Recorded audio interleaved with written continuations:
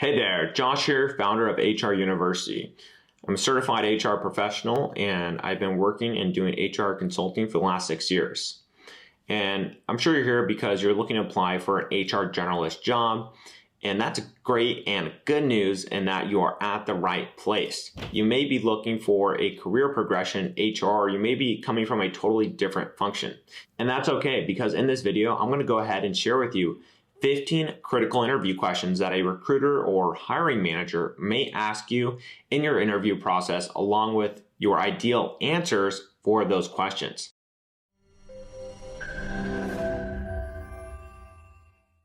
Now, before we dive in, don't forget to hit that subscribe button to get direct notifications whenever we post new and insightful HR videos just like this one.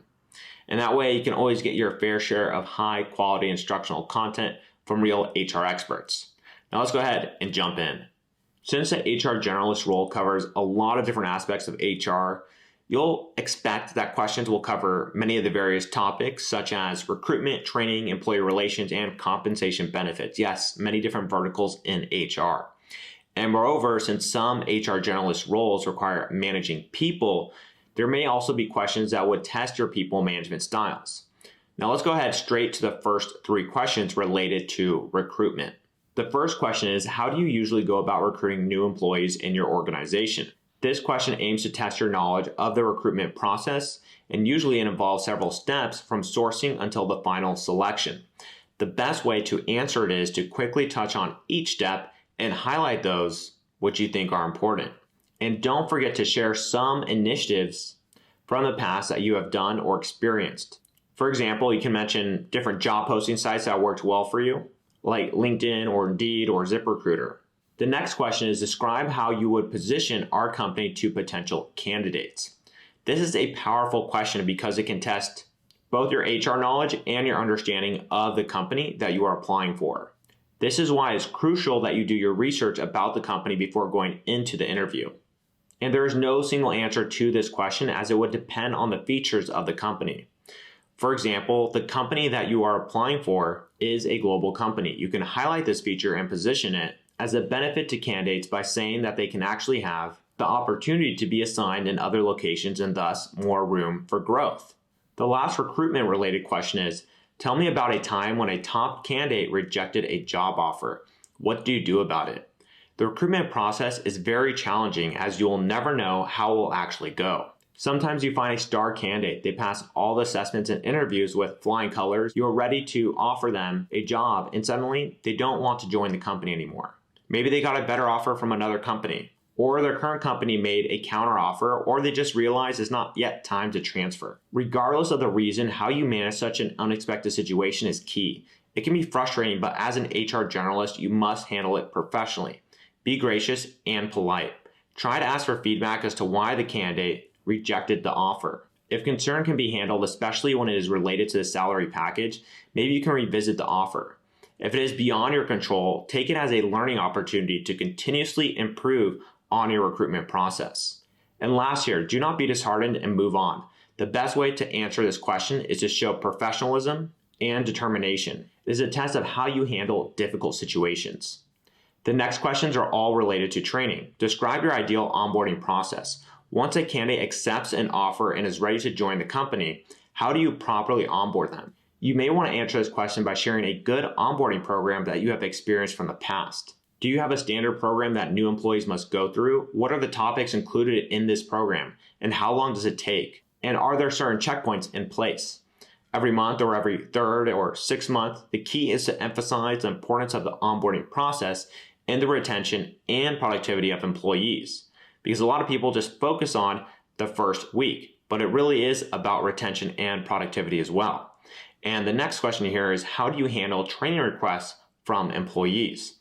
Much as we want to provide any training that our employees would request for, the reality is we have limited resources, particularly budget and time, because it takes employees time to go through training and it costs money, particularly when going to outside vendors or finding a subject matter expert to teach it in-house. And this question aims at how you assess and how you manage requests from employees and at the same time manage company resources effectively. We cannot say yes to all training requests. It simply is impossible. The key here is to evaluate these requests and identify the purpose. Have you ever heard of the must-have and nice-to-have criteria? This can be applied to these requests too. If they are must-haves due to job requirements, then you may escalate these requests to your manager or the management for their function. If they are just nice-to-haves, which means they will not directly impact their work, we can still consider them, but for later implementation, if resources can still accommodate. The last training question is, what do you think is a good measure of training success? There are several HR metrics on training that we use.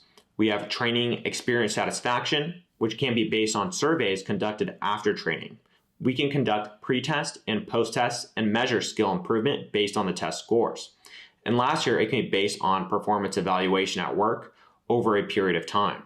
There's no right or wrong answer to this question. The key here is to share your thoughts and be able to justify them. The next set of questions are related to employee relations and labor law. Have you ever had to resolve a dispute between employees? If so, what steps did you take? If you have not experienced doing so, it is okay. And answer it by sharing what steps you would take if you ever encountered a similar situation in the future. The key in resolving disputes lies in your ability to investigate by asking the right questions, to be fair by listening to both parties, and to be objective by detaching from your biases and following company rules. This question also checks if you can handle resolving disputes on your own and when you actually decide to escalate it to your manager. As an HR generalist, you don't necessarily have to handle everything on your own. Acknowledging that a task is beyond you and knowing when to seek help is also a good attitude and mindset to have. Let's move on to the next question. Tell me about a time you dealt with a difficult employee. How did you handle them? Similar to the previous question, this would show how you handle a challenging situation. Showing that you're able to resolve issues on your own is good, but sometimes hiring managers would also check how you escalate such issues to management. If you're not able to handle difficult situations on your own, it doesn't mean that you're not capable. Sometimes it's really just beyond our control, and we have to ask for help from our managers. And how you ask for help is what hiring managers will evaluate. It would always be best to escalate the situation and share your recommended action with your managers rather than go to them with just a problem and no solution. The last question in this set is, what do you do to stay up to date with changes in employment law? Now, this is a basic yet important question.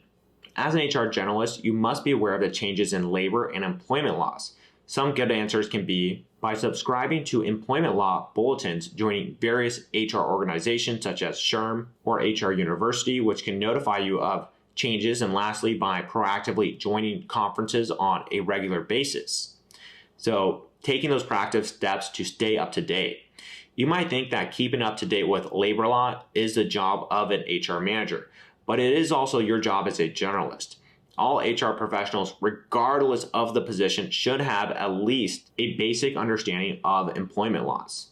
The next questions are related to payroll and benefits. How do you keep employees updated on important information regarding their benefits? And answering this question, you can cite some initiatives that you have done from the past. Some ideas on top of mind can be 1, by regularly updating the employee handbook, 2, by conducting regular HR benefit sessions, so quarterly or twice a year, whichever is applicable, or by 3, sending regular email updates to employees. The key here is to share an initiative and mention how it is effective for employees, because different employees have different preferences. So again, there's no right and wrong answer to this question.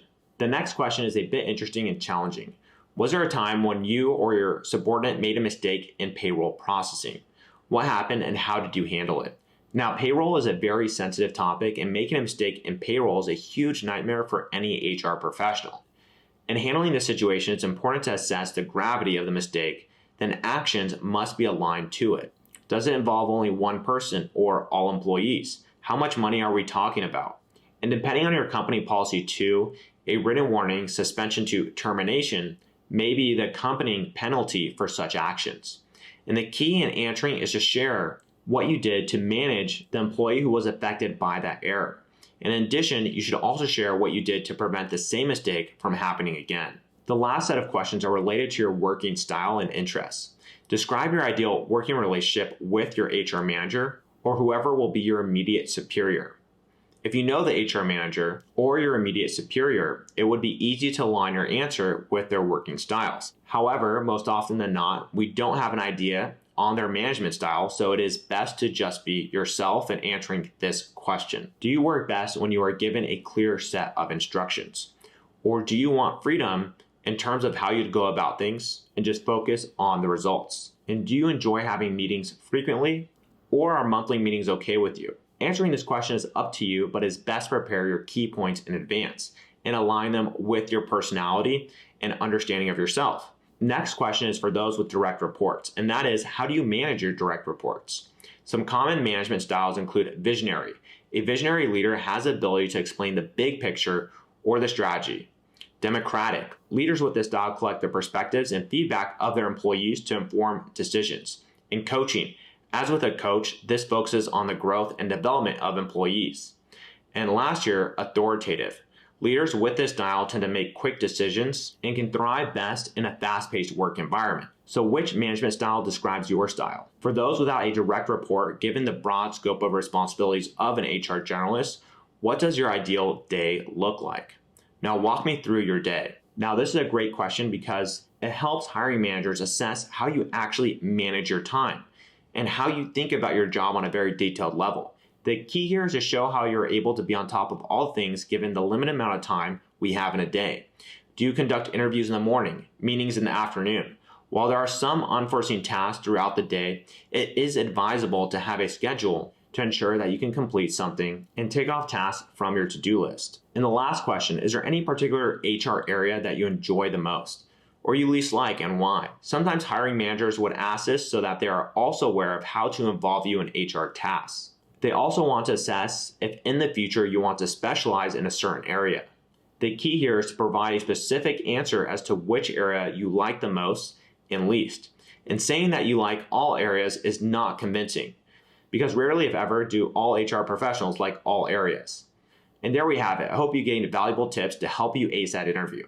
And if you enjoyed the video, make sure to like the video and subscribe to the channel, and that way you can keep up to date with everything about human resources. And I wish you the best of luck in your HR career and with your interview process. Cheers.